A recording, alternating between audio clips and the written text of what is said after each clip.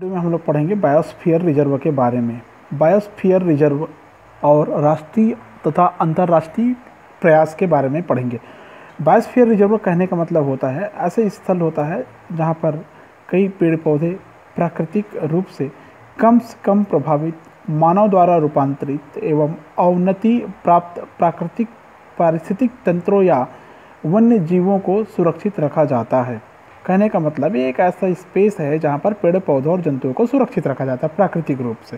ठीक है, अगर बात करें इसकी स्थापना की तो 1971 में मैन एवं बायोस्फीयर प्रोग्राम के अंतर्गत यूनेस्को के द्वारा बायोस्फीयर रिजर्व प्रोग्राम की शुरुआत की गई थी। ठीक है, इसके कुछ प्रमुख उद्देश्य निम्नलिखित थे। देखिए क्या क्या उद्देश्य हैं इसके। ठीक है, इसके माध्यम से हम पारिस्थितिक तंत्र के प्रतिनिधि नमूनों की जानकारी रख सकते हैं, लंबे समय तक आनुवंशिक विविधता का संरक्षण करके रख सकते हैं, बेसिक और व्यवहारिक अनुसंधान को बढ़ावा दे सकते हैं, जैविक संसाधनों के उचित प्रबंधन को हम बढ़ावा दे सकते हैं, अंतर्राष्ट्रीय सहयोग में वृद्धि कर सकते हैं, शिक्षा प्रशिक्षण के क्षेत्र में नई संभावनाओं को हम तलाश सकते हैं। ठीक है, कुल मिलाकर हम ऐसा कह सकते हैं कि जो मैन एंड बायोस्फीयर प्रोग्राम के अंतर्गत यूनेस्को के द्वारा स्थापित बायोस्फीयर रिजर्व प्रोग्राम, ठीक है, 4 सम्मिलित उद्देश्यों की पूर्ति हेतु स्थापित किए गए। क्या क्या? संरक्षण के लिए, शोध कार्य के लिए, शिक्षा के लिए और स्थानीय भागीदारी के लिए। ठीक है, 4 चीज़ों की या 4 उद्देश्य की पूर्ति के लिए बायोस्फीयर रिजर्व की स्थापना की गई है।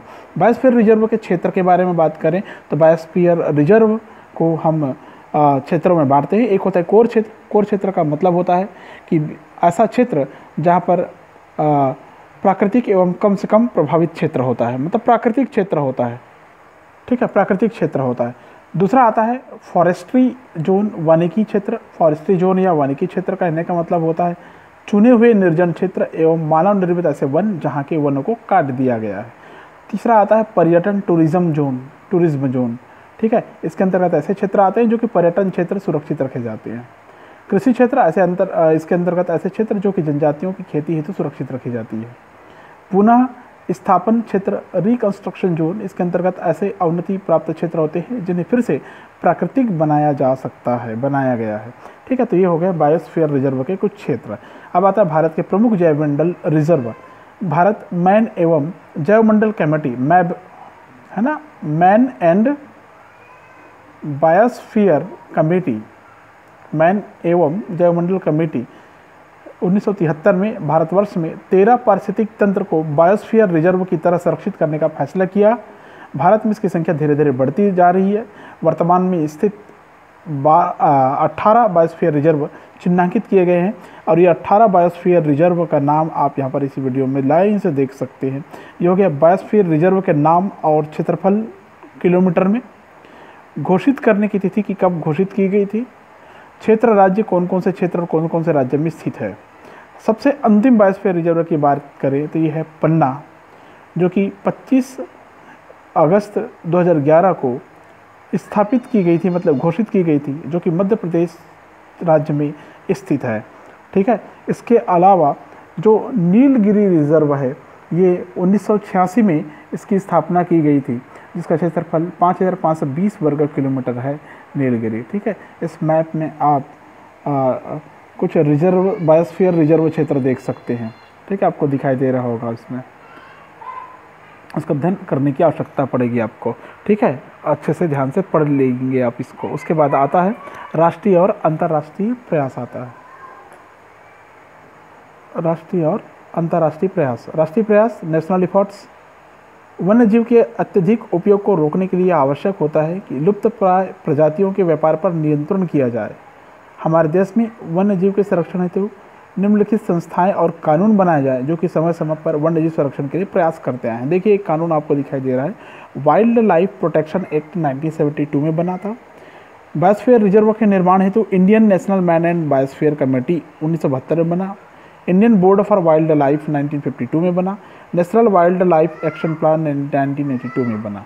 इसके अलावा और इंटरनेशनल एफर्ट्स की बात करें, अंतर्राष्ट्रीय प्रयास की बात करें तो अंतर्राष्ट्रीय स्तर पर जीवों को सुरक्षा प्रदान करने के लिए कई एजेंसियां हैं, जैसे food and agricultural organization FAO, इसके द्वारा कृषि पौधों के जर्मोप्लाज्म के संरक्षण पर कार्य किया जा रहा है।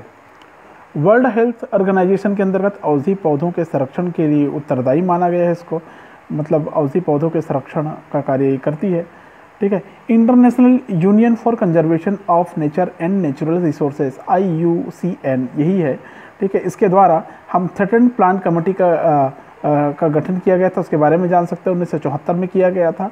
इसमें लुप्त प्राय प्रजातियों की सूचना एकत्रित की गई है, जिसको रेड डाटा बुक के माध्यम से प्रकाशित किया गया है। ठीक है। लुप्त प्राय प्रजातियों के संरक्षण हेतु हेनी फिन नामक वैज्ञानिक ने संकटापन्न पादप प्रजातियों को पहचान के लिए एक स्टेटस रिपोर्ट प्रस्तुत की। ठीक है। इसमें कुछ प्रमुख तथ्य आता है, जैसे प्रजाति की सूचना।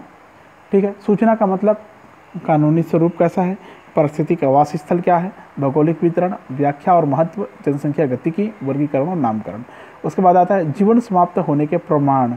क्या प्रमाण है जीवन समाप्त होने के, जैसे ओज, अस्तित्व, ट्रेंड का मूल्यांकन, अस्तित्व परिवर्तन का ज्ञान होना, संरक्षण और पुनर्स्थापन की अनुशंसा, रुचिकर सहयोगी, क्रांतिक आवास स्थापन की अनुशंसा। सूचनाओं के स्रोत के बारे में बात करें तो सूचना स्रोतों का ज्ञान, सूचनाओं का सारांश, वास्तविक लेखक की जानकारी होना लेखन में, अस्तित्व रिपोर्ट की रखरखाव या प्रबंधन कैसे कर रहे हैं, संशोधन का रिकॉर्ड होना। मतलब एक स्टेटस रिपोर्ट प्रस्तुत की गई हेनी फिन के द्वारा। ठीक है। उसमें किसी संकटापन्न पादप प्रजातियों को संरक्षण के संबंध में तथ्य देखने को मिलेंगे। ठीक है। कुछ कंटेंट, जैसे विश्व पर्यावरण दिवस मनाया जाता है 5 जून को। WLF का पूरा नाम होता है wild life fund of India, अर्थात वाइल्ड लाइफ फंड इंडिया 1969 में स्थापित की गई थी। इसका मुख्यालय मुंबई में स्थित है। ठीक है। समझ गए होंगे आप लोग।